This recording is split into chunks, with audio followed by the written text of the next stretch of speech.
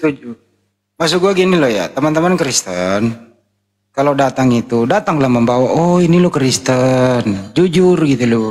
Bible kami itu original teksnya itu Yunani. Ini loh konsepnya, berdasarkan hasil konsili. Ini loh yang kami percaya Bapa, Putra, dan Roh Kudus. Dan yang kami percaya, teos kami adalah Yesus gitu loh. Jadi datanglah membawa ciri khas. Nah kalau datang membawa senggol-senggolan istilah Islam, ini yang membuat jadi kacau. Gitu loh. Kita ingin kayak gitu, kayak Bro Denny ini. Jelas Kristennya. Tidak mencampur-campur istilah-istilah Islam. Karena memang begitu apa adanya gitu loh. Mudah-mudahan Bro Kepas tidak begini. Silakan. Dan begitu. Ya. Bang Handi ada yang komen di bawah. Ujung-ujungnya minta paus katanya. Nggak usah begitulah bro. Nggak tahu yang komen itu siapa. Ujung-ujungnya minta paus katanya. Paus apa sih? Paus itu nilainya berapa sih paus? Satu paus itu Bang Andi? Yang jelas yang ngasih juga umat Yesus.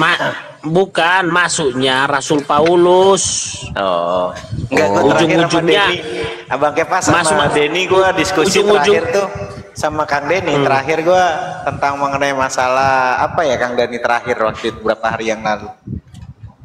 Siang apa kapan Kang Denny? Bukan. Yang tentang mengenai masalah ya data di Bible bahwa kalau nanti ada yang ngituin bini gue, ada yang ngituin orang tua gue, adik gue, kakak gue perempuan. Ya gue tetap nggak marah sama dia, cuman gue laporin ke polisi Bang Denny ya. Iya itu. Aku jawabnya gini. Aku akan tetap mengasihi dan mencintainya, tapi gue laporin polisi. Padahal nggak boleh dendam. Enggak, gue nggak dendam Ustaz. Lo laporin polisi ini bagaimana? Saya belum selesai tadi. Kalaupun ada yang ngasih gift gitu loh kan. Ini kan yang ngasih sama Muslim. Kenapa kalian yang pemakan babi marah? Iri gitu, iri. Bilang bos. Iri gitu, jangan iri. Makanya kalau mau mendapatkan seperti itu, bukalah Komal, gitu ya. Usahakan ada orang yang murtad, gitu loh. Nah, pasti dikasih gift oleh pendeta yang lain, gitu loh. Tapi kalau Anda buka Komal kerjaannya hanya mengupas Al-Quran tanpa ilmu, mana ada yang ngasih gift? Kalau itu kan masih apa Bang Andi, masih adem, masih terlihat adem. Sayangnya Bang Andi yang banyak terjadi, mereka buka Komal ribut sesama Kristen. Ribut sesama. Tadi saya dapat rekaman 30 menit Bang Andi. Aduh Bang Andi, hancur-hancur kata mereka. Kata-kata mereka Bang Andi. Si Vivo sama si Marmar berantem di Komal. Habis-habis. Berantem beneran Bang Andi. Sampai teriak-teriak gitu. Ya Allah. Gimana orang mau ngasih gift? Mendengarkan orang berantem aja udah mumet. Betul Bang Andi? Ya itulah yang terjadi, gimana ngasih gift gitu loh. Si Herdi sebagai Wanes ribut sama Teritung. Teritung ribut sama Unitarian. Ribut gitu loh, gimana ngasih gift. Itu maksudnya. Ntar lagi nih, beberapa menit lagi kalian tengok di Al-Ayyubi channel. Ya, saya upload videonya itu durasinya hampir 30 menit itu. Seru pokoknya. Si Vivo sama si Marmar. Dibilang betina lah, dibilang. Aduh, pokoknya kata-kata yang tak pantas keluar semua di situ. Hancur itu room. Ya Allah. Pantas dong dia keluarin, karena apa yang dia keluarin itu yang dia konsumsi tiap hari. Gimana sih, nggak pantas dong. Gimana sih ente ini? Yang dia keluarin itu makanan sehari-harinya. Bukan apa yang dimakannya, tapi belum banyak buku yang dibacanya. Mengendalikan diri belum bisa. Kalau dia bilang guguk, terus babi gitu loh ya. Ya itu semua malu-malu hidup dia keluarin dari mulutnya gitu loh. Gimana itu kalau begitu?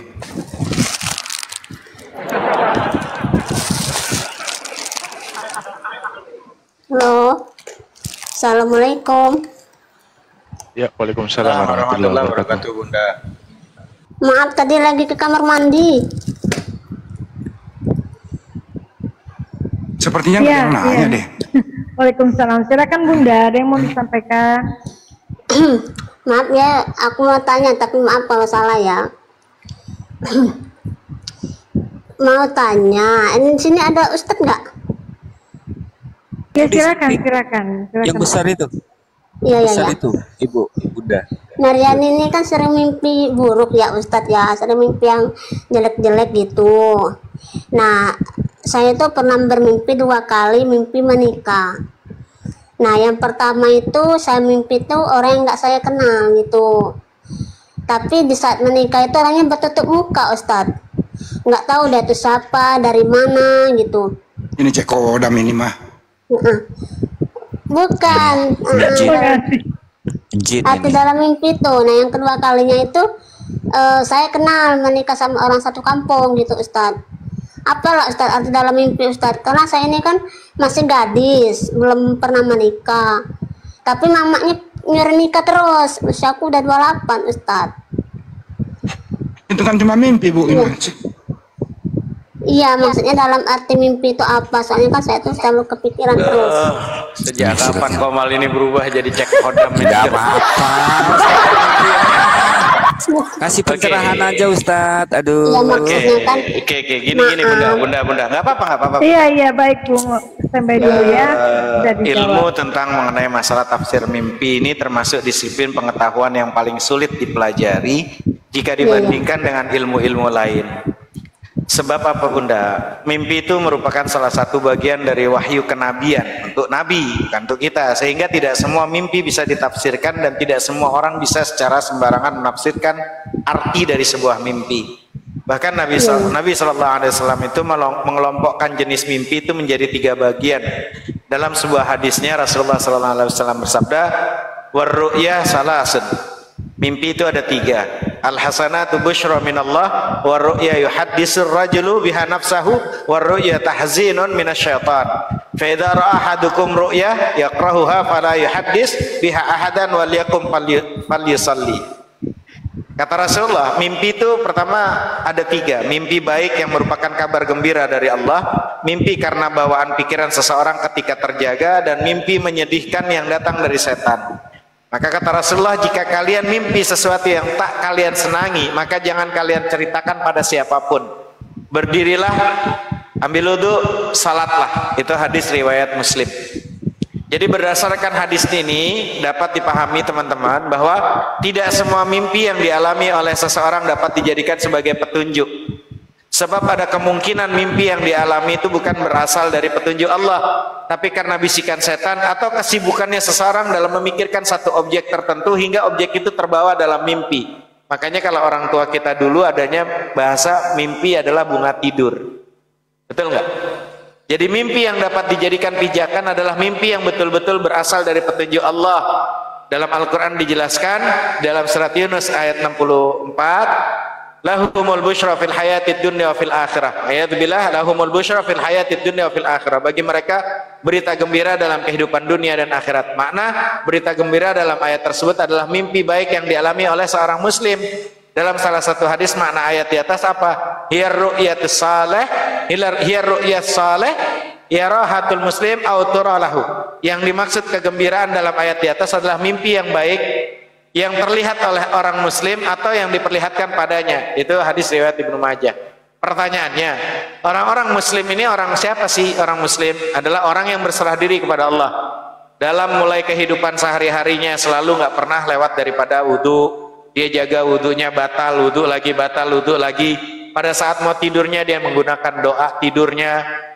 Kita sering kalau doa orang-orang muslim yang berserah diri kepada Allah, ada doa pendeknya Bismikallahumma ahya wa bismika amut, atau dengan bahasa Bismillahirrabbi wa ta'atu jambi wa bika arfa'un amsakta nafsi farhamha wa in arsaltaha fahfadha bima tahfadzu bi ibadakas salihin, lalu dia baca istighfar 100 kali, lalu baca subhanallah 33, alhamdulillah 33, Allahu akbar 33. Itu cara orang-orang muslim tuh pengen tidur.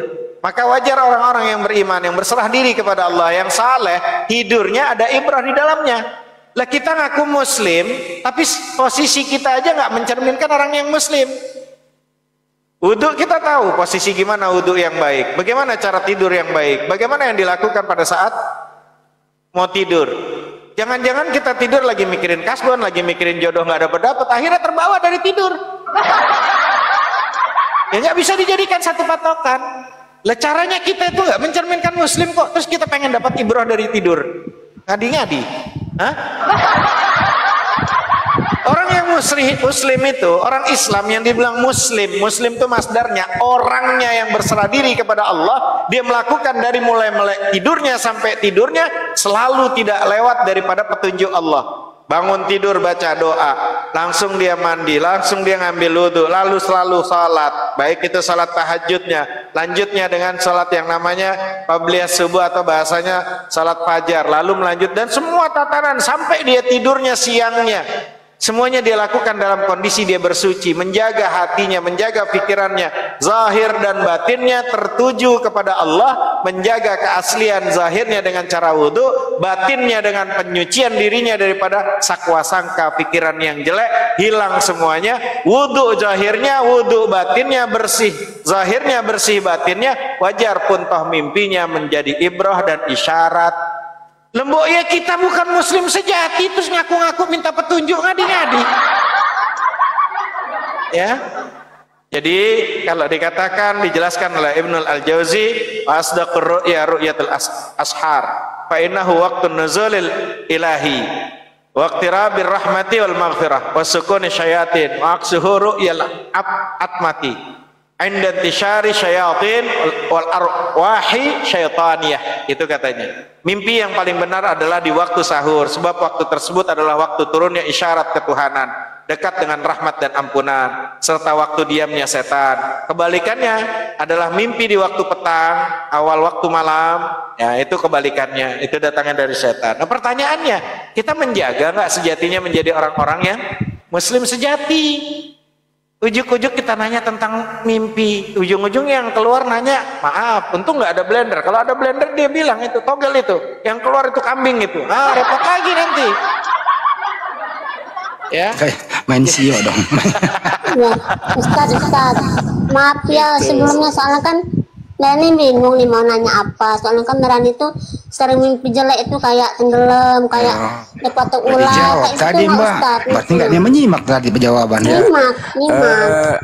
Izin menambahi Ustaz Hanafi, jadi begini. Nggak boleh jadi begini nggak ada. Kalau Mbak Ya. nggak mau mimpi yang aneh-aneh, Jangan mudah, tidur. Mbak. Jangan tidur, pasti nggak bakal mimpi. Mudah kan? Ya. Nggak usah tidur, pasti tidak akan bermimpi.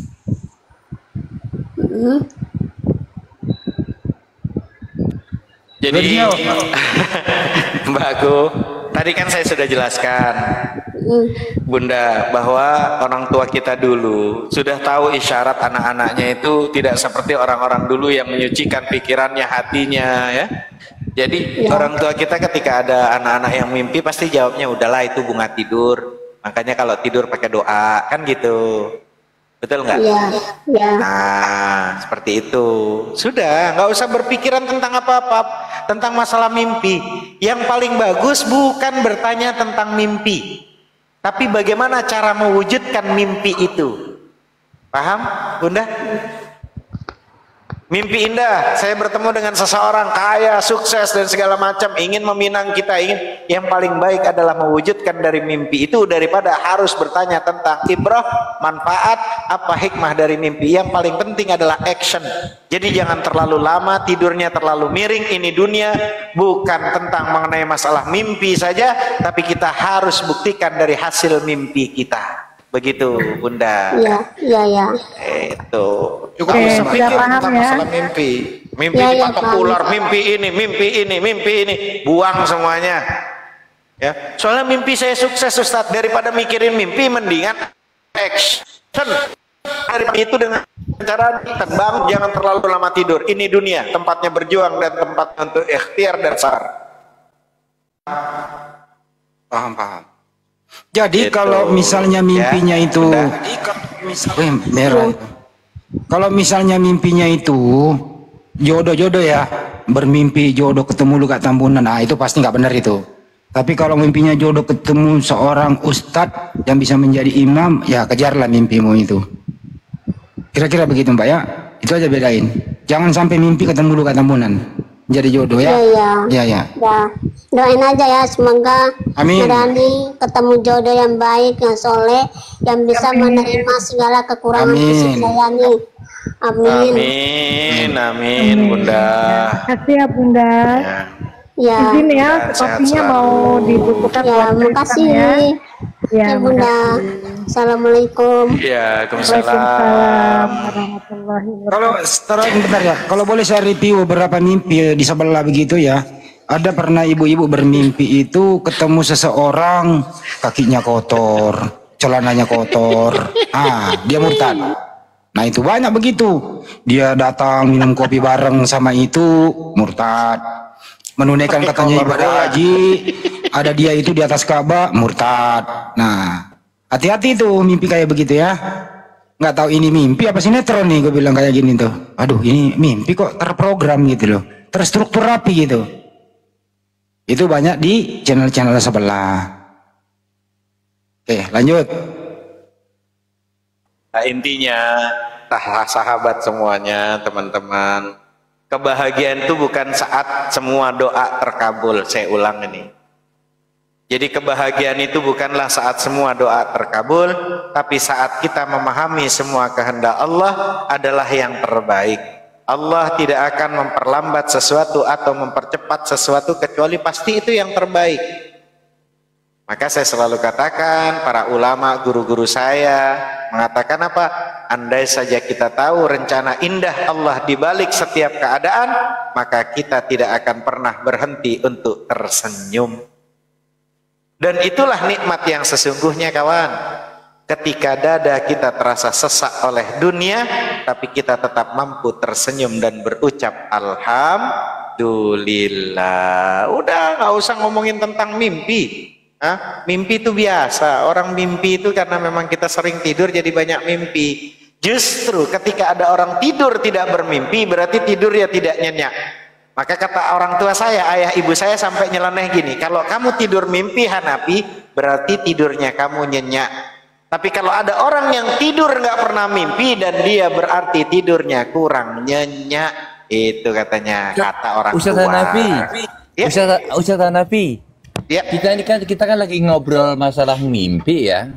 Semalam Kebetulan, aku mimpi. Tapi Ini satu-satunya mimpi yang paling nikmat adalah mimpi basah. waduh. Setuju. Apa sih Den? Ayo Den ngomong apa lu, Den? Setuju. Ini gimana kalau aku ini ceritanya gimana? Ini udah kira-kira lebih dari 10 tahun. Gak pernah Itu mimpi. iya. Aku itu kalau tidur itu pasti mimpi, nggak mimpi. Iya berarti tidurnya pulas. Makanya kalau kata orang tua saya, kalau gitu. kamu tidur mimpi berarti kamu tidurnya tuh pulas, enak. Tapi kalau kamu gitu. tidur walaupun panjang tapi kamu nggak sempat mimpi, berarti kamu tidurnya nggak pulas. Itu kata orang tua. Gitu. Bener tidaknya ya kembali kepada sudut pandang kita masing-masing, kan gitu. Iya. Ya soalnya kalau aku ketiduran 5 menit ya aku ngimpi 5 menit. Kalau aku ketidurannya 4 jam ya aku ngimpinya 4 jam gitu. Ya berarti pulas, bagus. Gitu. Oh Itu iya. kata orang Silakan tua. Silakan Gitu. dilanjut. Ustaz Hanafi, Ya. minggu kemarin Ustaz, saya mimpi tompa apsa ongku Ustaz. Beneran. Nah, itu jam 2 malam aku bangun, aku keringat-keringatan lah pokoknya. Setelah diingat-ingat, ternyata saya lupa membaca doa sebelum tidur. Tompa apsa ongkuan. Ya karena tiap harinya dia mau sebelum tidur lagi kerja, lagi usaha, lagi dagang, ngobrolnya oten mulu sih di sini, berantemnya sama oten mulu Kang Denny si Romo itu. Ya wajar ditumpah maaf saap gitu loh.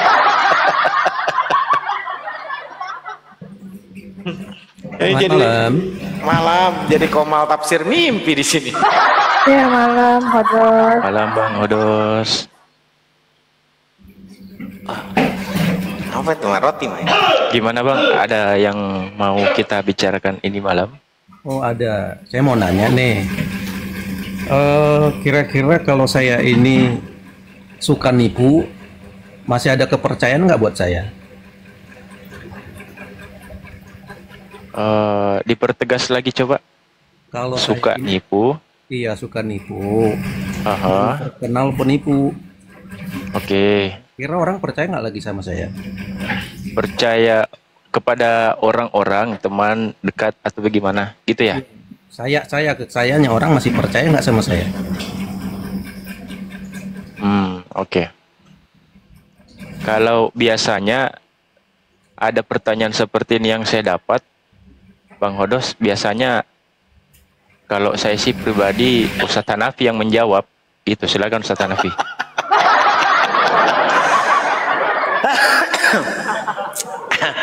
Oke, abangku. Ada beberapa halal dan haram dalam Islam, abangku. Demi menjaga tidak ada campuran tangan orang lain bersifat penipuan, maka dilarangnya orang oleh Rasulullah itu namanya dajayush. Apa itu? Menaikkan harga. Yang menurut penafsiran Ibnu Abbas yaitu engkau bayar harga barang itu lebih dari harga biasa, yang timbulnya bukan dari hati kecilmu sendiri tapi dengan tujuan supaya orang lain menirunya. Itu juga salah satu dalam perdagangan, bahkan dalam hal apapun, termasuk siapa yang menipu itu bukan dolongan dari kami, kata Rasulullah. Islam itu mengharamkan seluruh macam penipuan, baik dalam hal masalah jual beli maupun dalam seluruh macam muamalah. Nah, seorang muslim itu dituntut untuk berlaku jujur dalam seluruh urusannya, sebab keikhlasan dalam beragama nilainya lebih tinggi daripada seluruh usaha duniawi. Karena itu Rasulullah pernah bersabda, dua orang yang sedang melakukan jual beli dibolehkan tawar menawar selama belum terpisah. Jika mereka itu berlaku jujur dan menjelaskan ciri dagangannya, maka mereka akan diberi berkah, diberi keberkahan dalam perdagangan, yaitu tetapi jika mereka berdusta dan menyembunyikan ciri dagangannya, barokah dagangan itu akan dihapus. Nah, beliau juga bersabda pula, tidak halal seorang menjual sesuatu perdagangan melainkan dia harus menjelaskan ciri perdagangan itu, dan tidak halal seseorang yang mengetahuinya melainkan dia harus menjelaskannya. Saya jual nih sepatu. Ya, sepatu ini saya beli baru, tapi di sini ada sobek, di sini ada luka. Nggak boleh jelaskan itu. Nggak boleh kita cuma nonjolin kebagusannya. Contoh seperti dagang kurma, yang bagus-bagus ditaruh di atas, yang jelek ditaruh di bawah. Nanti pada saat orang beli langsung dicampur. Itu nggak boleh, itu haram. Ya, maka itu diharamkan. Bahkan dalam satu riwayat itu sangat-sangat dilarang. Orang Islam tidak akan mungkin menipu. Gitu loh. Orang Islam tuh nggak akan mungkin menipu. Karena menipu itu bukan orang Islam. Begitu. Oh iya. Baik, jadi kalau saya berarti kepercayaan orang ke saya seperti apa?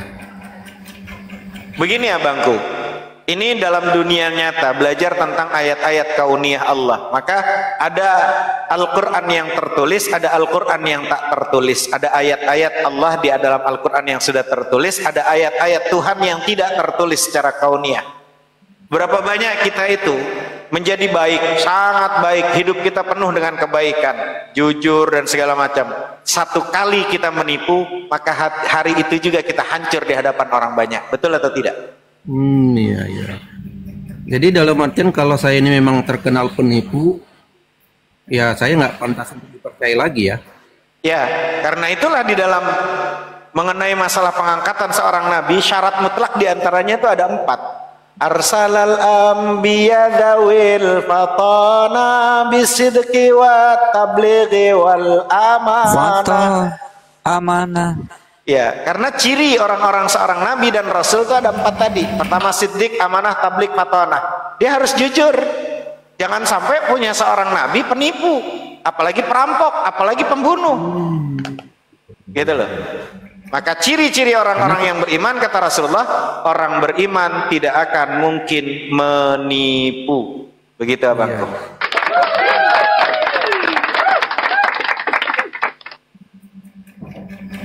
Iya, jadi karena sebenarnya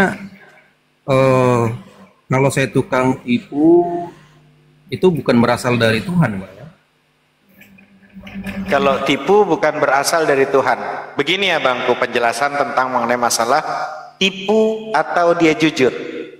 Allah menciptakan langit, bumi, alam, antariksa semuanya sudah memiliki konsekuensi. Tahu arti konsekuensi, Bang Hadas?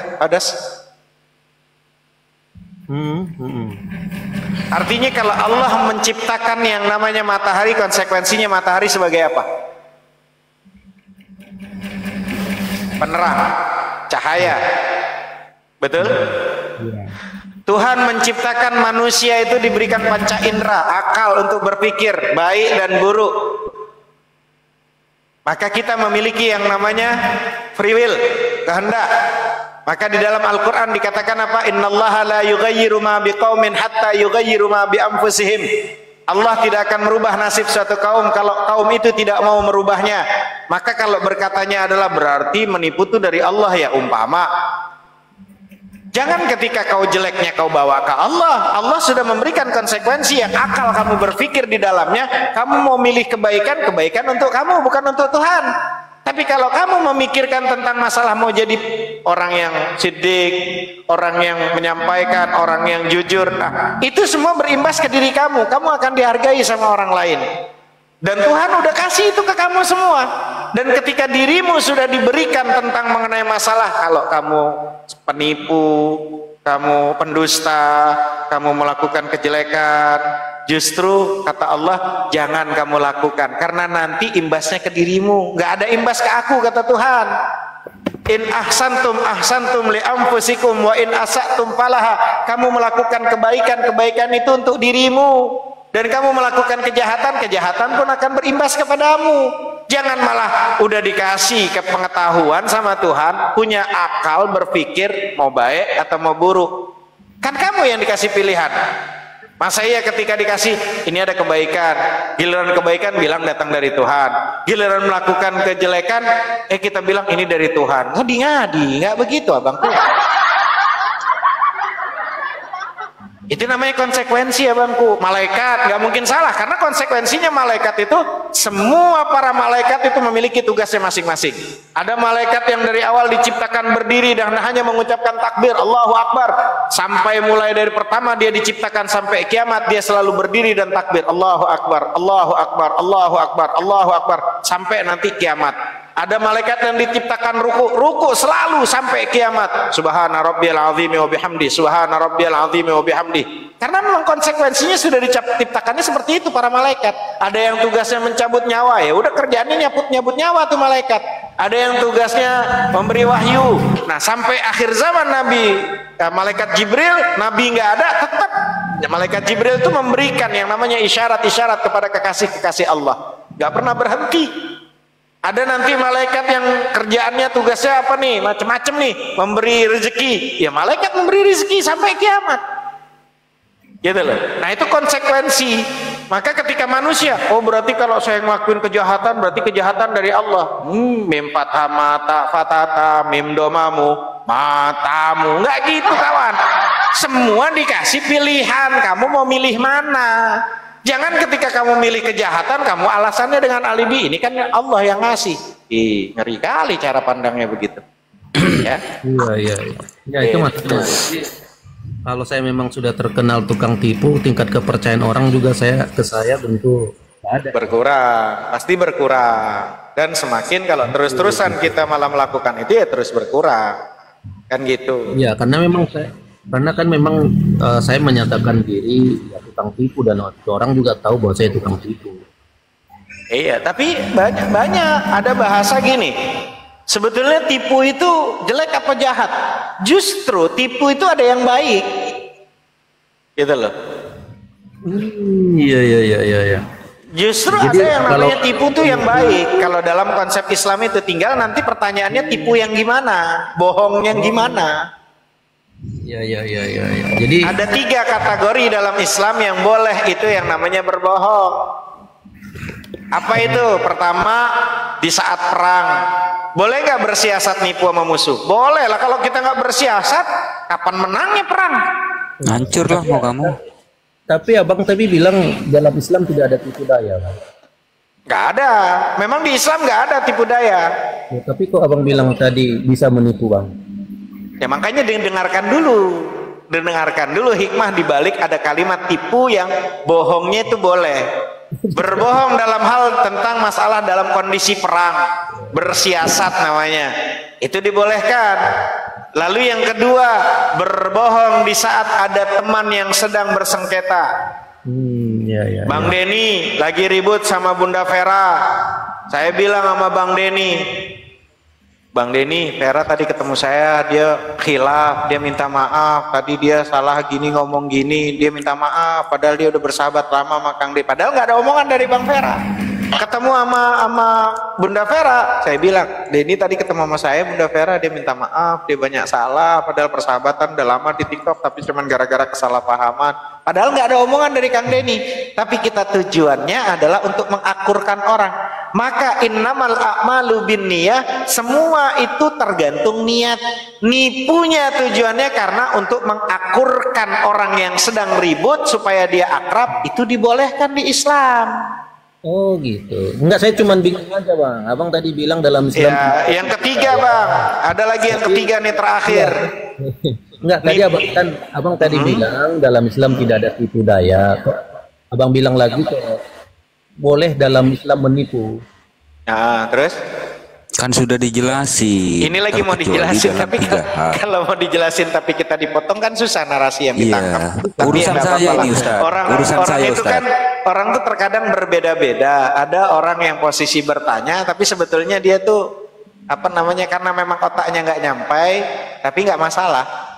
Ya, nggak masalah, karena orang itu ada orang yang lagi ngambil sensasi menunjukkan kepintarannya, padahal dia sendiri lagi menunjukkan kebodohan dirinya, tapi nggak masalah. Semakin kau tonjolkan kebodohanmu, semakin tahu bahwa kamu tuh orang bodoh gitu. Maka ketika ada orang bertanya, artinya orang bertanya kan tidak tahu. Ketika kita jelaskan maksud-maksud daripada bahasa, kosakata, dan ada tujuan ilat. Ilat itu dalam hukum, dalam fikih namanya, itu tujuan. Nah kalau nipunya tadi posisi kita lagi makan sama istri, ini yang ketiga terakhir. Ya, nipunya dia tujuannya untuk membahagiakan pasangannya. Tiba-tiba masakannya ini keasinan. Terus si istri bertanya, suamiku gimana masakan? Dia udah dari pagi masak, udah ini sampai dia posisi ke pasar jalan untuk menyenangkan kita. Tiba-tiba nih suami yang saleh, suami yang taat kepada Allah. Masakanku gimana? Enak atau gimana? Asin atau tidak? Enggak, ini makanan terlezat yang nggak pernah saya rasakan di muka bumi kecuali masakan dari tanganmu, wahai istriku. Ya memang nggak pernah ngerasain karena keasinan, tapi membahagiakan istri, nah itu dibolehkan. Gitu loh. Istrinya udah hitam, jelek, kelem, terus kita jujur gitu. Bini gue hitam, kelem, sini lu. Ya nggak boleh begitu, dilarang di Islam. Jujur yang nggak boleh juga dilarang sama Islam. Itu simak perhatiannya, simak ilat dari tujuan esensi hukum. Ya. Bukan sesuai hukum Islam itu, bukan keinginan apa yang kamu narasikan. Islam itu datangnya agama ini dari Allah Rabbul Jalla Jalaluh yang paling tahu tentang masalah kehidupan manusia karena dia yang menciptakan kita. Iya. Saya hanya bukan masalah yang posisi kamu terbatas, pikiranmu terbatas, ilmumu pun terbatas, tiba-tiba bernarasi sesuai dengan apa yang kamu punya keterbatasan. Nggak mampu kawan, salah orang. Jangan mengaum di tengah-tengah singa kawan. Aku izin, Ustaz. Aku izin. Enggak, kawan, tadi kan saya hanya pastikan dulu. Enggak, saya pastikan dulu. Tadi kan Bang Muhammad ini bilang dalam Islam tidak ada tipu daya. Tapi tiba-tiba sekarang boleh menipu dalam Islam. Jadi saya bingung ini dalam tiga kondisi, tiga hal sudah dijelaskan oleh Ustadz Hanafi. Nggak usah diitukan promo karena posisi dia itu nggak akan mungkin mau. Kita nggak akan mungkin bisa menjelaskan warna kepada orang yang buta. Makanya jadi sudah clear. Kita bukan tujuan dia ngerti. Komal ini yang nonton banyak. Kita bukan pengen dia ngerti. Karena orang kafir itu orang yang menutupi kebenaran. Jadi kita nggak akan mungkin bisa menjelaskan warna kepada orang buta. Itu satu. Kita menginformasikan ini karena banyak orang yang nonton yang lebih penting daripada orang yang bertanya. Karena orang bertanya ini saya nggak peduli dia mau paham atau tidak. Karena bagi saya dia nggak penting, gitu loh. Lanjut. Baik. Abang Kristen ya? Perkataan Abang Kristen ya? Abang Kristen. Abang bilang tadi dalam Abang Islam. Kristen. Bentar dulu Bang Romo, saya ngomong dulu. Tadi Bang Muhammad bilang kan, dia bilang dalam Islam tidak ada tipu daya. Kok tiba-tiba sekarang dalam Islam boleh menipu? Jadi saya bingung ini mana yang benar. Tidak boleh. Saya lambatkan dengan pertanyaan narasi kamu. Ketika kamu sedang berperang, kamu harus jujur. Ada orang perang itu harus jujur gitu. Saya hanya konfirmasi ke Abang aja. Justru saya konfirmasi balik dengan Anda yang jahil murakkab ini. Anda harus paham. Di awal tadi Abang bilang dalam Islam tidak boleh. Nggak ada. Di Islam tidak boleh menipu. Di Islam itu tidak ada penipuan, nggak boleh. Iya itu saya pegang itu. Tapi tiba-tiba Abang bilang dalam Islam boleh menipu. Jadi yang benar ini boleh mana? Dalam 3 hal. Oh berarti bukan dalam Islam tidak boleh menipu. Di dalam Islam boleh menipu dalam 3 hal. Tapi dalam 3 hal. Dalam 3 hal. Dalam 3 hal. Iya itu baru saya setuju. Kalau Abang bilang tadi dalam Islam boleh. Iya itu sudah kan sudah dijawab. Ya, sudah clear sudah kan? dijawab. Sudah clear kan? Sudah dijawab, sudah clear. Nah sekarang, saya tanya sekarang balik boleh? izinkan saya bertanya. Silakan. Sekarang izinkan Romo. saya bertanya. Izinkan saya bertanya Bang ya. Abang kan Kristen nih. Oh iya. Kalau di dalam Kristen boleh nggak berdusta, berbohong? Ya nggak boleh karena kami mempercayai bahwa pendusta, pembohong, penipu itu adalah iblis dan iblis adalah bapa dari segala pembohong. Baik. Dalilnya Jadi di mana Bang? Kalau ada orang yang diizinkan dalam sebuah agama untuk berbohong dan pendusta ya buat kami Dalilnya di mana yang melarang Abang melarang berbohong itu di mana? Oh iya, saya ambil ya. Oke.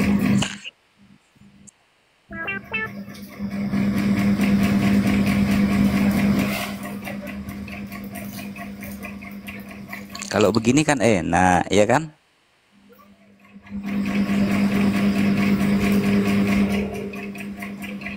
Ya karena juga tadi Abang itu kan nggak kasih dalil itu. Di mana dalilnya dalam Islam boleh tidak, dalam Islam tidak ada tipu daya atau berbohong. Nah dalam Alkitab itu Yesus menyebut iblis sebagai bapa segala pembohong. Dalam Yohanes 8 ayat 44 dalil tentang berbohong dibolehkan menurut hadis dalam 3 hal. Nggak, bentar dulu Bang, saya dulu sebentar dulu. Enggak. Tadi Bang Muhammad itu bilang pertama dia bilang dalam Islam tidak ada bohong.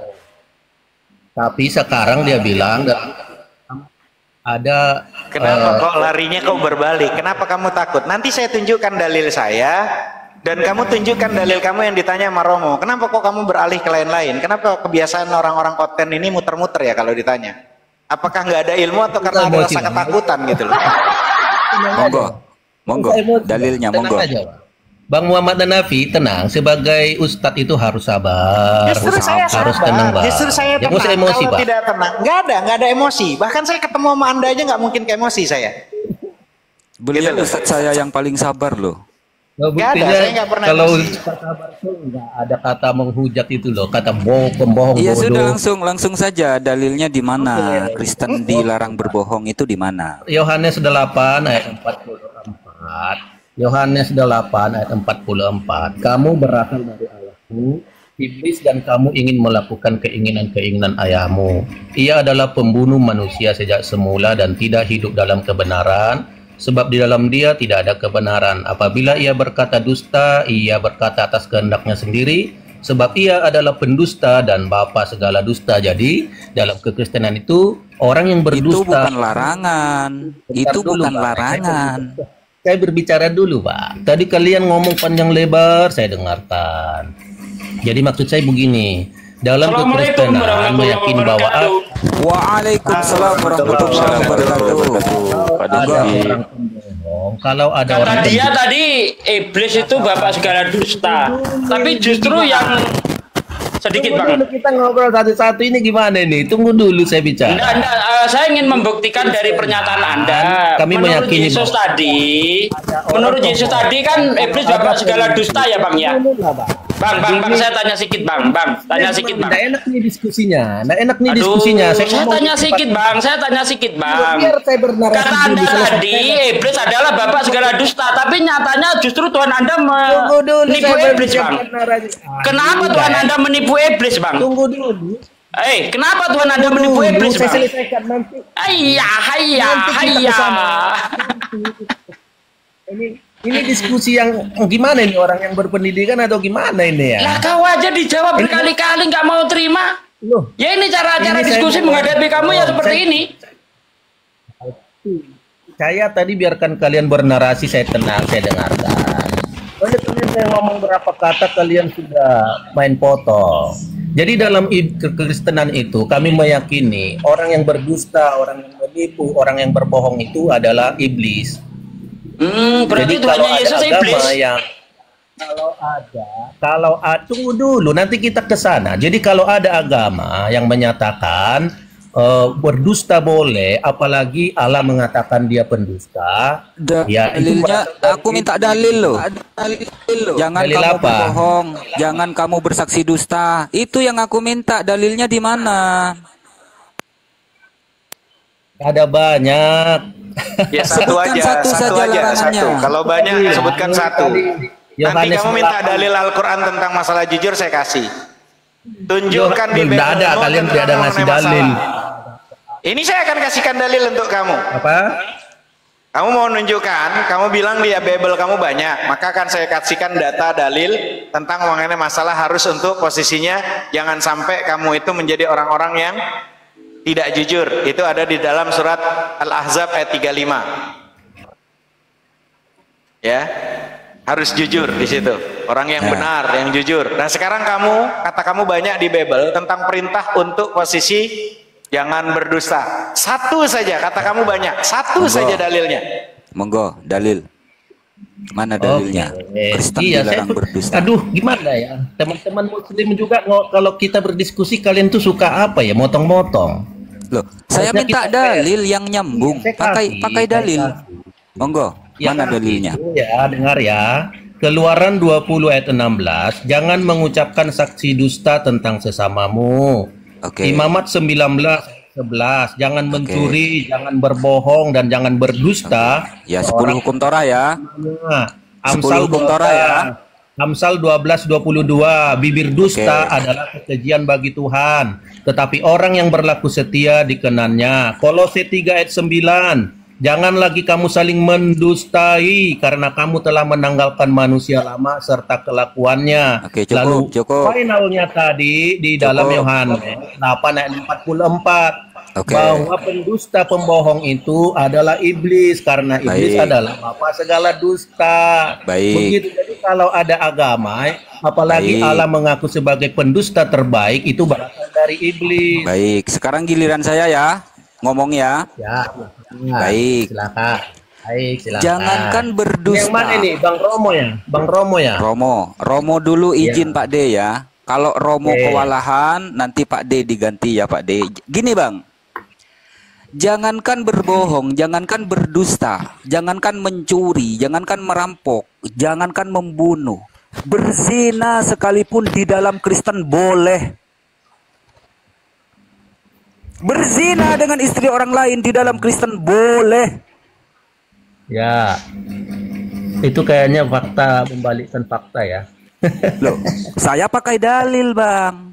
Saya bukan asal congor. Tunggu dulu, kita sekarang diskusi tadi tentang pembohong, berdusta. Sekarang abang lari ke zina. Jadi clear dulu pembohong, pendusta itu ya. Iya makanya, jangankan berbohong, jangankan berdusta, mencuri, merampok, kita clear dulu membunuh, berzina sekalipun di dalam Kristen boleh.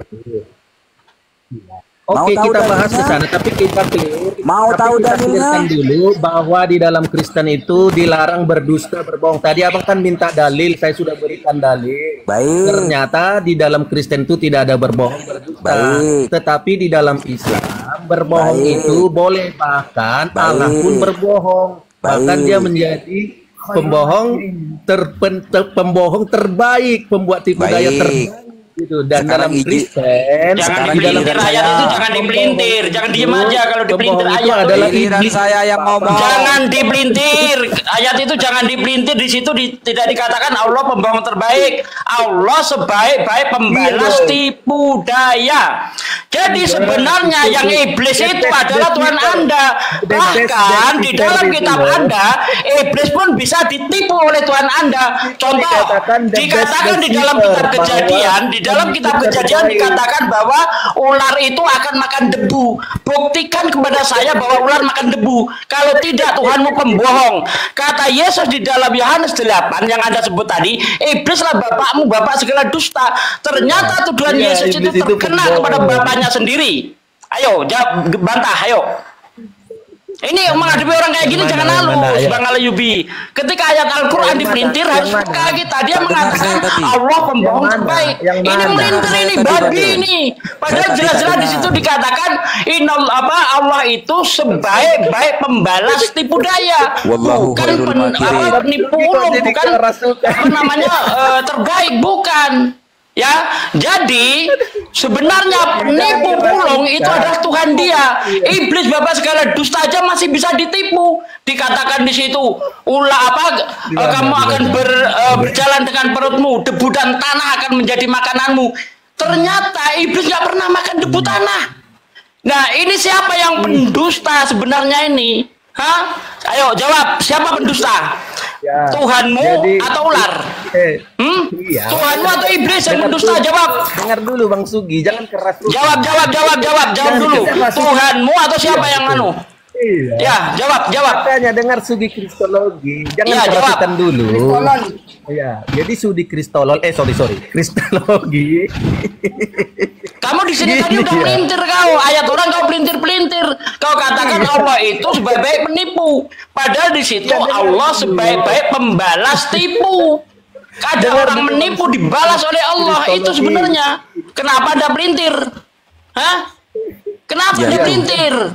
Kalau nggak tipu-tipu Kristen nggak laku ya? Kalau nggak tipu-tipu Kristen nggak laku. Memang Kristen itu disebarkan dengan tipu-tipu. Apa kata Paulus? Ya, jikalau karena dustaku, Allah semakin dipuji orang banyak. Mengapa aku harus dihukum sebagai orang yang berdosa? Dikatakan Paulus juga apa? Ya, dengan kelicikanku aku akan menjerat kamu dengan tipu daya. Kristen agama tipu-tipu, tanpa nipu Kristen tidak laku. Ya, tanpa menipu Kristen tidak laku. Bahkan Yesus juga menipu. Dikatakan Yesus di dalam Lukas 24 ayat 46. Ya, ada tertulis demikian, Mesias harus menderita mati dan bangkit dari antara orang mati pada hari yang ketiga. Di mana?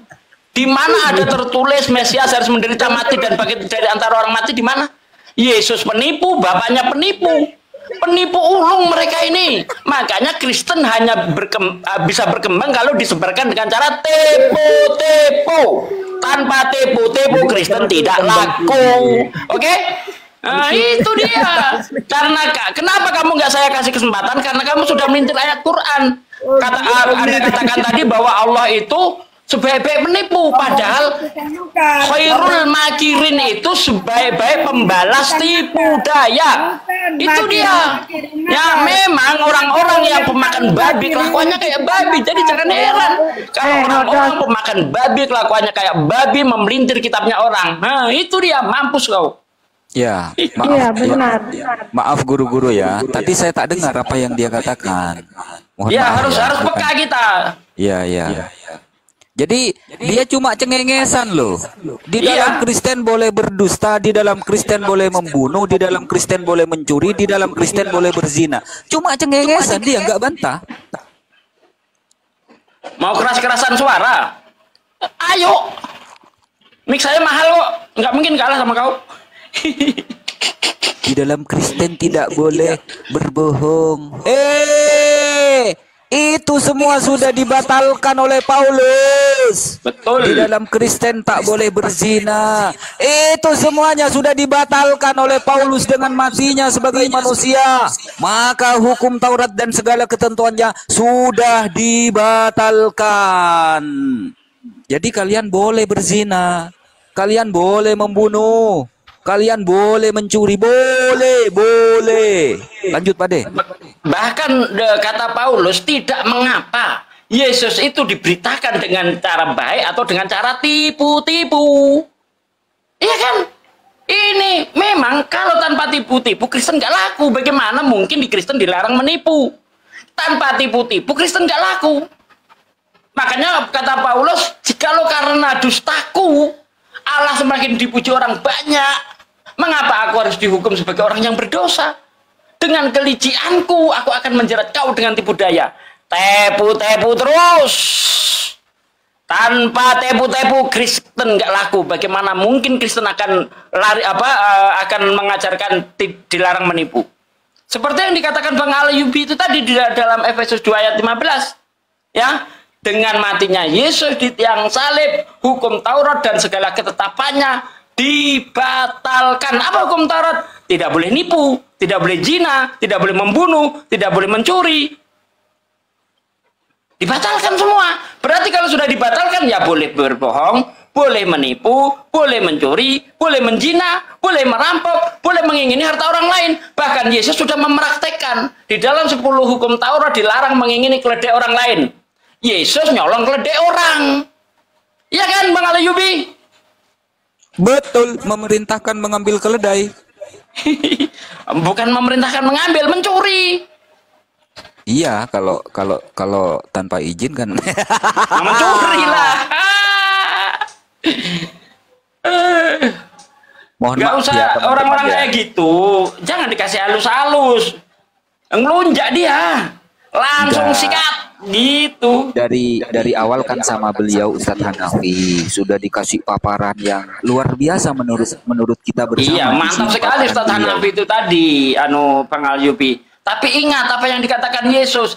Jangan melemparkan barangmu yang kudus kepada anjing. Jangan melemparkan mutiaramu kepada babi. Karena hanya akan diinjak-injak saja. Matius 7 ayat 6, baca. Jadi itu yang harus kita pakai jurusnya Yesus itu tadi.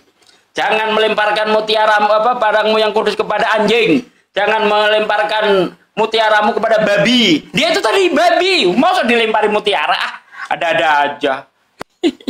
Apa buktinya? Di dalam Kristen itu boleh mencuri.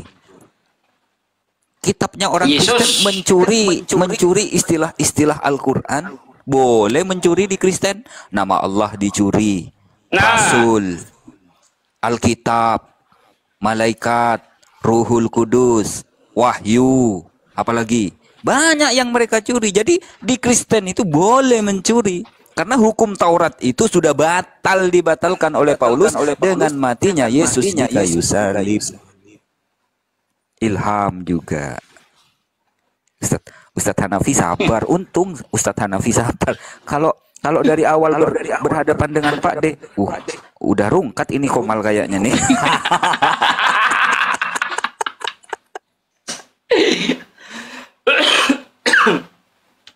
Kita memang diperintahkan untuk berdakwah itu dengan cara yang lemah lembut, yang baik. Kecuali terhadap orang-orang dolim. Orang dolim gak usah dilemah lembuti, injek lehernya langsung. Itu ya Ustadz Hanafi ya. Mohon maaf ya Ustadz ya. Betul. Kalau lawannya tadi lari ya. Betul. Enggak, saya kadang suka saya turunkan kalau nggak ada edukasi kadang Ustadz Suki. Saya kalau nggak ada edukasi di Komalnya Bang Inspirasi itu saya selalu menurunkan karena nggak ada manfaat buat orang banyak yang dengar. Gitu. Makanya kalau dia narasinya tadi cuman gara-gara dalil Al-Quran wa makaru wa makarullah wallahu khairul makirin, orang kafir itu membuat tipu daya. Allah membalas tipu daya mereka. Artinya sama persis kalimat wa makaru wa makarullah itu kalau boleh kita berkasih ibrah contoh. Ada maling. Terus nggak lama ada orang yang cerdas. Orang yang cerdas maka dia akan memberikan siasat, ya, dikasih CCTV di depan rumahnya, di gangnya, di pintunya. Nah, sama kalau orang yang posisinya ingin berbuat jahat karena kejahatannya. Tapi kalau orang yang cerdas, jadi jangan sampai dianalogikan Allah sama seperti orang-orang penipu. Orang yang mau nipu, orang yang mau maling, beda sama orang yang memiliki kecerdasan, ditaruh CCTV. Sama Allah begitu. Allah itu ada orang-orang kafir yang ingin nipu, tapi Allah sebaik-baik cara untuk memberikan analogi yang terbaik. Wa makaru wa makarallah. Orang pengen makar nih, tapi Allah memberikan siasat yang terbaik karena Allah alimun, Allah itu maha mengetahui, maha cerdik. Gitu loh. Jadi wa makarunya dia malah bernarasinya dengan terjemahan, tapi kita nggak bisa menyalahkan mereka karena mereka memang bukan ahli ulumul Quran, nggak ahli dalam bahasa Arab. Mereka adalah umat-umat terjemahan, tapi ya nggak masalah. Gitu loh. Ya itu tadi yang bikin saya emosi itu dikatakan Allah itu penipu terbaik. Padahal di situ Allah sebaik-baik pembalas para penipu. Bagaimana mungkin sebaik-baik pembalas para penipu dikatakan penipu? Contoh, polisi sebaik-baik menangani kejahatan. Masa polisi dikatakan penjahat? Kan nggak bisa seperti itu. Di situ Allah itu membalas. Contoh ya, contohnya kejadian yang nyata misalnya di WTC. Itu kan Islam itu difitnah itu. Nah Allah itu memakai fitnahan itu, ya ternyata dengan fitnahan kepada Islam yang sebegitu keji membuat Islam berkembang. Wa makaru wa makarullah wallahu khairul makirin. Jadi ibaratnya itu senjata mereka itu bumerang mengenai mereka sendiri. Bukan begitu Ustaz? Betul.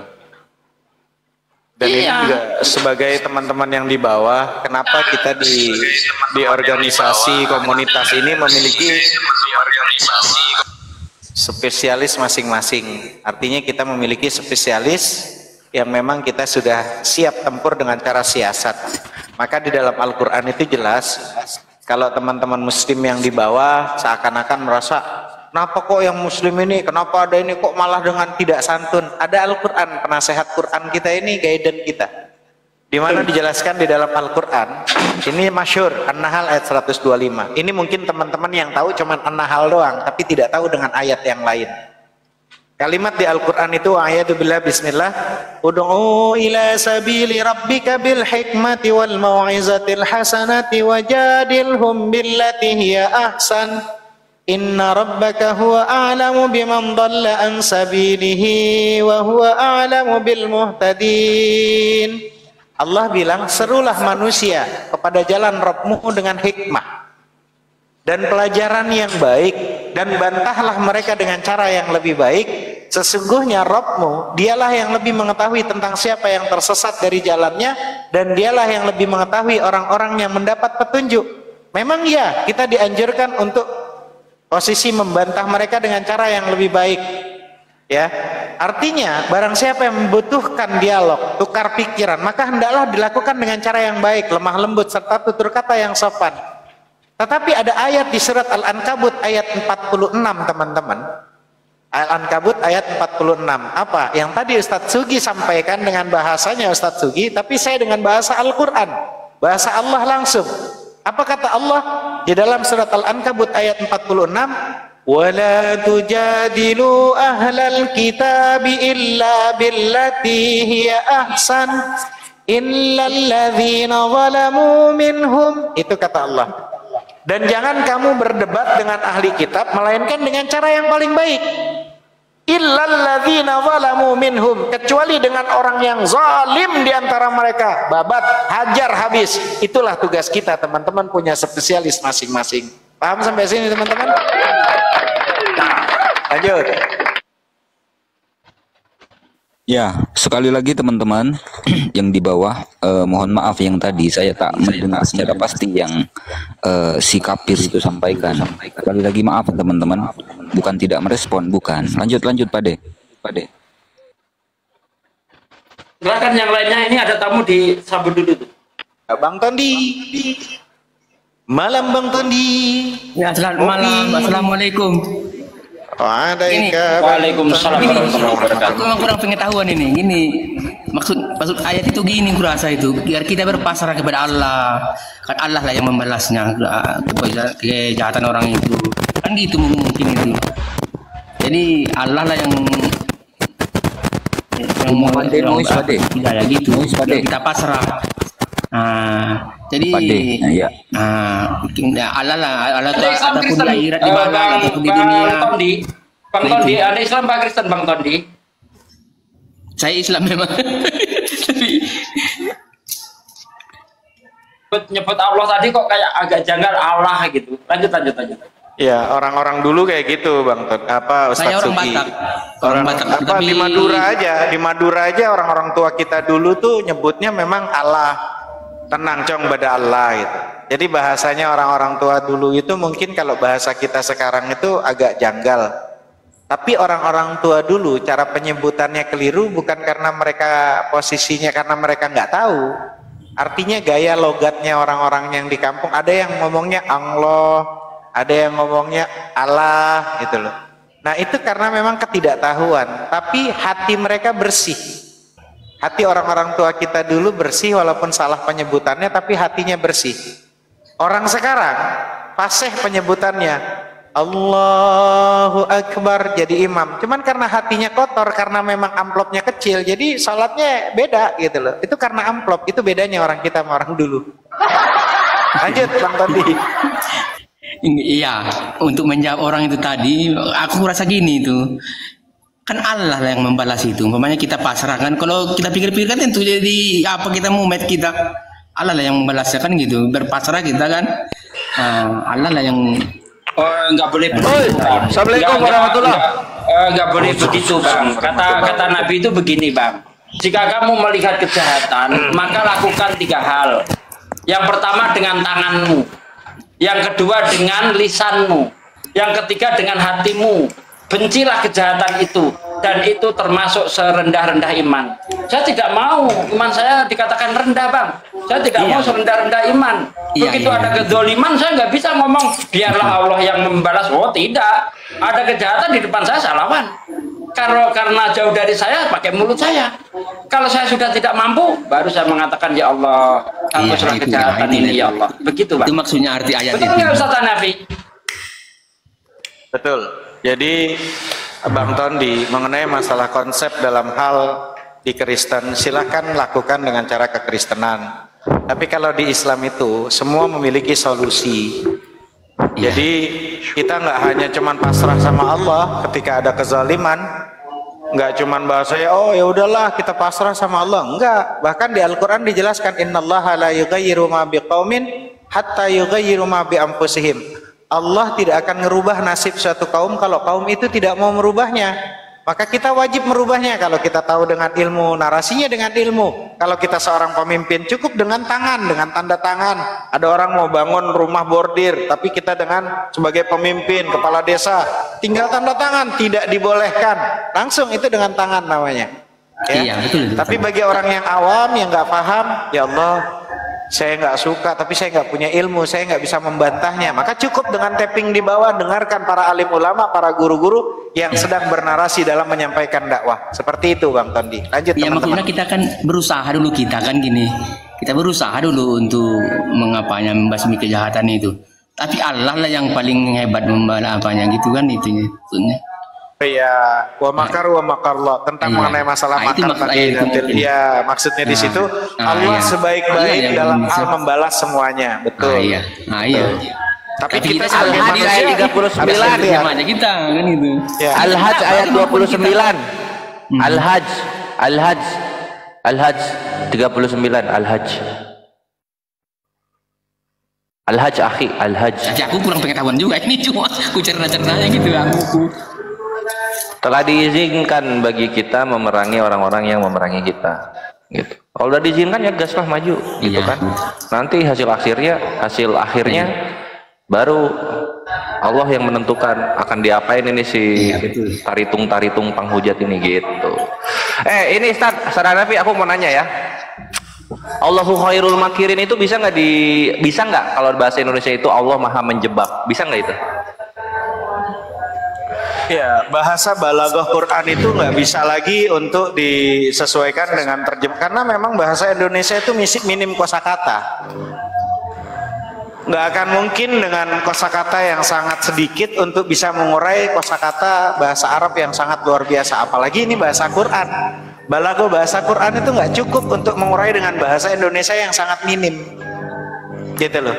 Tetap dengan bahasa narasinya bahwa Allah itu bukan penjebak, Allah bukan seorang penipu.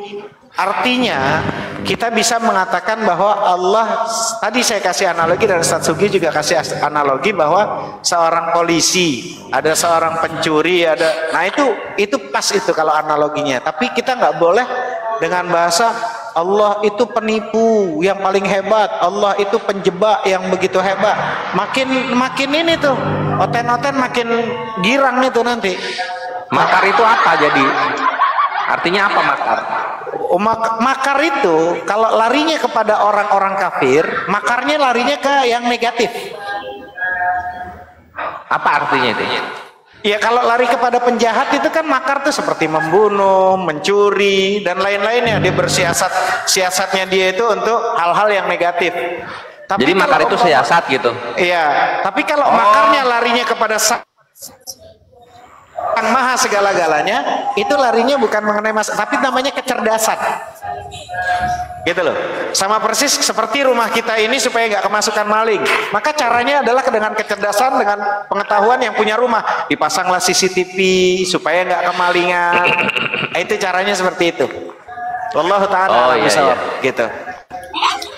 Izin ya Pak D, apa yang saya sampaikan tadi itu, di Kristen itu boleh berbohong, di Kristen itu boleh berdusta, ya terbukti si Tondi ini Pak D. Karena ingin menikah, dia Kristen, pura-pura bersyahadat, tapi kulupnya nggak dipotong, diikat Pak D. Lo bener ini. Cuman ya memang akui. Terbukti kan? Terbukti. Ya saya kan udah Islam sekarang tuh. Udah merangsur-rangsur saya apa namanya? Emang ilmu saya juga apa? Iya, pelan-pelan Bang Tondi kan sudah bersahadat dalam pernikahan. Maka saya selalu bilang kan sama Bang Tondi, kumpullah, masuklah ke komal-komal yang mendatangkan posisi edukasi, ilmu. Bang Tondi kan karena memang mungkin selama ini kan saya nggak tahu kumpulnya di mana gitu kan. Pergaulan itu terbawa-bawa. Ya, pergaulan. Nah, saran saya mulai dari kemarin yang saya nasihati untuk diri saya juga, karena saya selalu katakan energi orang itu menular, Bang Tondi. Energi orang itu menular. Kamu adalah hasil dari lingkungan kamu. Karena lingkungan mungkin itu membentuk, karena lingkungan kamu membentuk dirimu. Bahkan membentuk kebiasaan kamu, bahkan bisa membentuk nasibmu juga. Nasibmu juga bisa terbentuk di lingkungan itu. Maka jika lingkungan Bang Tondi itu baik, ya kamu akan baik.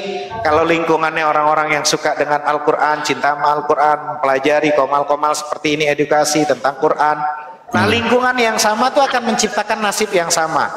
Maka Bang Tondi jika ingin mengubah nasibnya Bang Tondi supaya udah syahadat waktu pas nikah, perbaiki syahadatnya gitu loh. Perbaiki gitu loh. Almar'u 'ala dini khalili falyanzur ahadukum may yukhali. Seseorang itu tergantung perangai sikap temannya. Maka hendaklah ia mengetahui dengan siapa ia berteman. Itu sih kalau dari para ulama. Iya, gitu. saya berterima kasih Pak Ustaz diterima saya di sini. Ya, enggak saya apa-apa. berterima kasih sekali. Enggak apa-apa Ya, Bang Tondi. Bang Tondi, konsekuensinya Bang Tondi. Kalau Bang Tondi masih Kristen, Bang Tondi boleh berbohong, boleh menipu, boleh berzina, itu boleh di dalam Kristen Bang Tondi. Kalau dalam Islam tak boleh berzina itu. La taqrabuz zina. Jangan berzina. Jangan berbohong, jangan bersaksi dusta. Jangan menipu, terkecuali dalam 3 hal seperti yang sudah dijelaskan oleh Ustadz Hanafi tadi. Itu kalau di dalam Islam. Tapi kalau dalam Kristen semuanya boleh, karena sudah dibatalkan. Hukum Musa itu sudah dibatalkan semuanya oleh Paulus. Iya. Salah ucapan saya, Bang Tondi? Apakah ucapan saya salah yang mengatakan Kristen itu boleh berzina? Kalau di ayatnya itu nggak tahu aku nggak ada berzina. Ayat mana itu? Baik, saya jelaskan ya. Di dalam 10 hukum Torah itu kan ada larangan. Jangan berzina. Iya. Betul toh? Iya. Nah, Paulus mengatakan di Efesus 2 nomor 15, dengan matinya sebagai manusia, Kores noise, Bang Kores. Dengan matinya sebagai manusia, maka hukum Taurat dan segala ketentuannya telah dibatalkan, sudah dibatalkan. Kalau yang sebelumnya ada larangan jangan berzina, kalau sudah batal, boleh nggak berzina?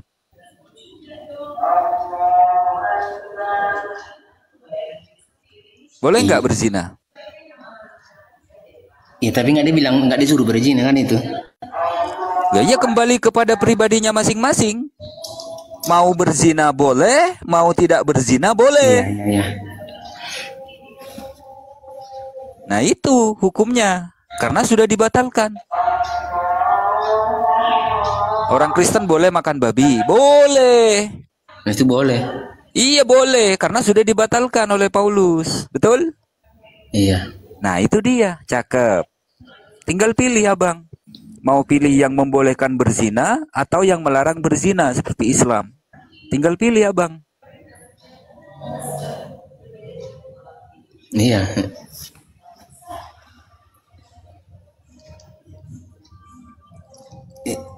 Memang kalau lihat kitab ini memang kalau dikaji memang jadi bingung apa?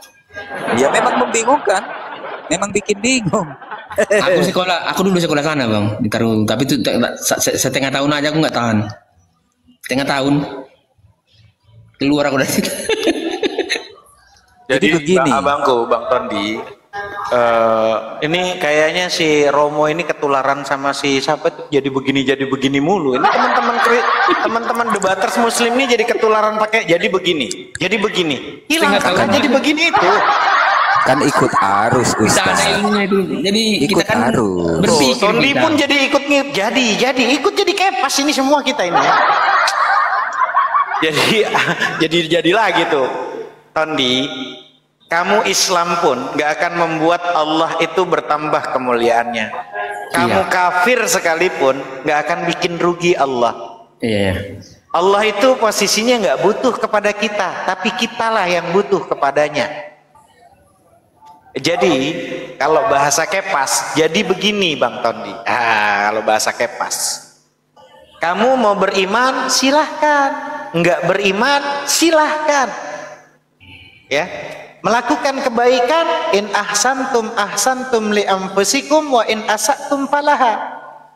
Bang Tondi mau melakukan kebaikan itu nanti akan kembali ke Bang Tondi sendiri. Dan kalau Bang Tondi mau melakukan kejahatan pun kejahatan akan berimbas kepada Bang Tondi juga. Iya. Nggak akan mungkin ngefek kepada Tuhan yang maha tinggi, yang maha mulia, yang maha besar. Betul. Entah Bang Tondi mau nanti Bang Tondi bilang saya Kristen. Kata Tuhan, ya itu urusan kamu, suka-suka kamu, tinggal nanti tunggu kita ketemu, kan gitu. Enggak gininya Bang, aku bilang ini. Aku udah masuk Kristen, aku setengah tahun sekolah Kristen. Jadi kita kan berpikir logika kita, apa yang di kitab yang itu kan dipelajari itu kan. Jadi kita kacau jadinya otak kita itu. Kita kan berpikir, kita kan ada otak kan. Waktu malam kan kita waktu tidur kan kita berpikir-pikir itu. Oh, jadi begitu. Jadi renung-renungi kan. Kita renungi gitu. Apanya ini kan gitu kan? Kok berlawan. Jadi kita mau macam sitir apa kita berlawanan kita sama kita gitu. Jadi kita sendiri. Kalau orang lain nggak tahu lah ya. Bang Tondi, istrinya Bang Tondi itu kan muslimah. Iya. Anaknya Kristen apa Islam anaknya? Islam lah. Anaknya Islam semua. Kakeknya punya pesantren di Gunung Tua ke selatan sana. Iya punya pesantren. Nah itu dia. Gunung Tua Perang Lawas. Padang Lawas Utara, kalau nggak salah. Jadi gini ya, Bang Todi tadi mengatakan ketika Anda belajar Kristen setengah tahun itu Anda pusing. Kalau di Islam enggak, karena antara ajaran Islam dan akal itu seiring sejalan. Iya, tidak membuat kita pusing, udah Bang. Lama ini Islami, udah 30 tahun. Nah, tapi kalau Bible itu cacat logika. Anda baca saja dari ayat pertama, kitab pertama, lembar pertama, ya pasal pertama itu sudah banyak sekali kesalahan. Contoh, pada mulanya Allah menciptakan langit dan bumi, bumi belum berbentuk dan kosong. Kegelapan menutupi samudera raya, roh Allah melayang-layang di atas permukaan air. Belum berbentuk dan kosong kok ada air, Bang. Coba mikir, Bang. Aku kalau di situ aku masuk akal. Di perjanjian baru apa ini ya nggak masuk akal aku rasa. Anda itu tadi masuk akal. Bumi belum berbentuk kosong, kok ada air? Masuk akalnya di mana? Iya kan dari air semua baru Bang, belum berbentuk. Yang jadi masalah bumi belum berbentuk dan kosong. Macam ini, udah Bang. ada samudra. Iya, macam kalau ini, sudah ada air, sudah ada samudra, artinya belum kosong, Bang. Apa artinya tidak kosong, ada isinya, Bang. Iya, tapi belum berbentuk. Macam ini, macam kita manusia. Kita kan di dalam umpamanya di kejadian itu di kejadian 126 itu kan udah diciptakan kita. Udah diciptakan, tapi belum dibentuk. Adam itu kan dibentuk di pasal 2. Ini nggak berbicara Adam, jangan lari ke 26 dulu. Kita di pasal 1 di ayat 2, di ayat 2. 26. Di ayat 2 ayat 3 ayat 2 dulu. Sama, maksud saya manusia itu diciptakan kan di pasal 1 ayat 26-nya. Tapi cuma ya dibentuknya Adam itu kan di pasal 2. Saya tanya sama Anda. Artinya kosong apa, Bang? Iya, kosong. Kosong artinya apa? Kosong. Ya kosong nggak ada lah, nggak berisi. Nggak ada apa-apa. Nggak berisi. Kalau Ya, sudah ada belum air, berbentuk. ada samudra, itu ada isinya enggak, Bang? Ya, tapi belum jadi bumi kan ini. Saya nggak mempermasalahkan itu. Yang saya permasalahkan di situ dikatakan kosong. Kok ada air, ada samudra? Katanya kan kosong. Ya karena belum di bumi ini. Kata siapa? Ya bumi kan belum berbentuk. Bumi belum berbentuk dan kosong. Roh Allah melayang-layang di atas permukaan air. Jadi air di mana kalau nggak di bumi, Bang? Bisa menunjukkan Anda air nggak di bumi? Ya kan bumi kan belum jadi. Ya, terus airnya di mana? Jakarta Raya ini di apanya ini? Nah, di mana air? Melayang-layang di udara air gitu. Itu awan, Bang, bukan air. Tambah pusing ya, Tondi. Maksudnya gini, itu harus diterjemahkan juga itu. Kan makanya nggak usah ngaku Muslim. Di sini udah ketahuan Anda itu masih Kristen, jangan ngaku Muslim. Abangku Kan ketahuan kan? Iya. Gini, Bang. Maksudnya gini, aku ini membantah apa Kristen itu gini kan. Kata Yesus kan, aku sudah ada sebelum Abraham jadi kan gitu kan. Itu kan. Membantah itu di situ.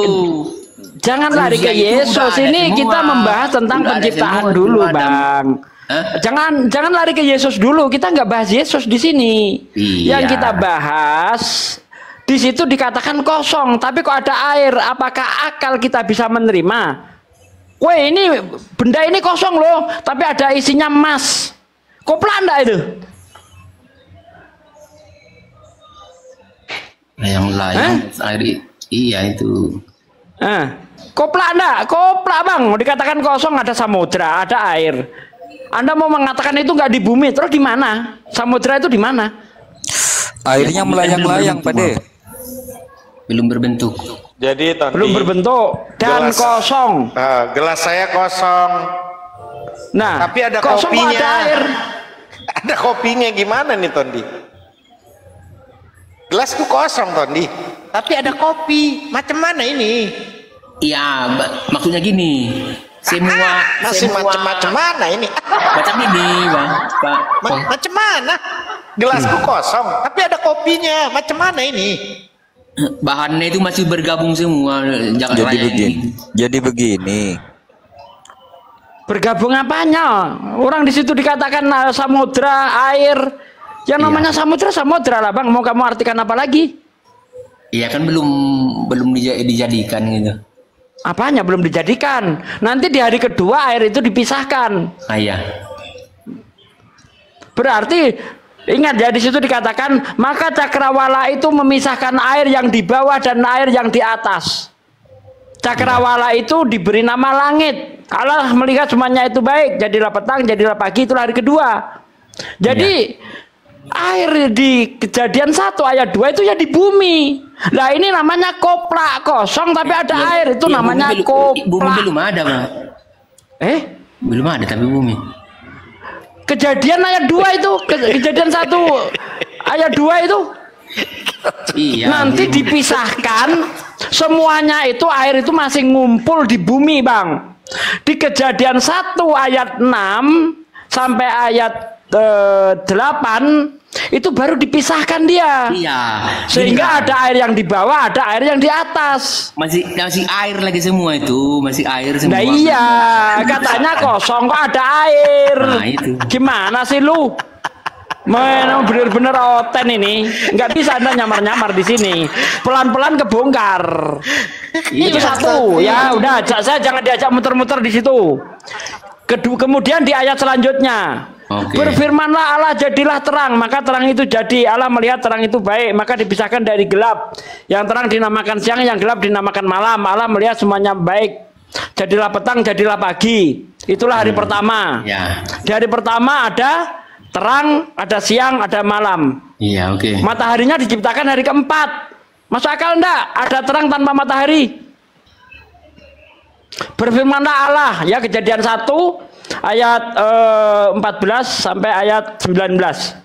Berfirmanlah Allah, ya jadilah benda-benda penerang untuk memisahkan gelap dari terang sebagai tanda waktu dan masa-masa.